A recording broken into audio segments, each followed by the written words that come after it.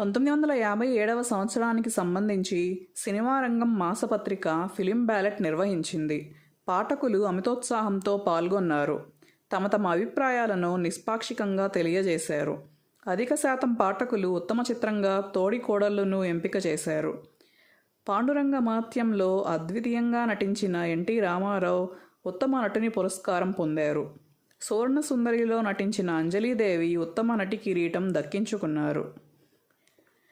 విజయవారి మాయాబజార్ చిత్ర దర్శకుడు కెవి రెడ్డికి సినిమా రంగం పాఠకులు ఉత్తమ దర్శకునిగా పట్టం కట్టారు.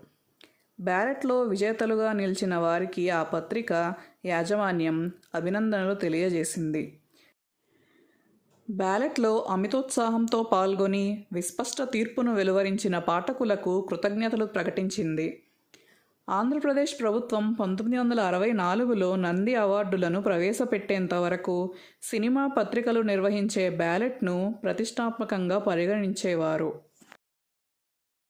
Please like, share and subscribe.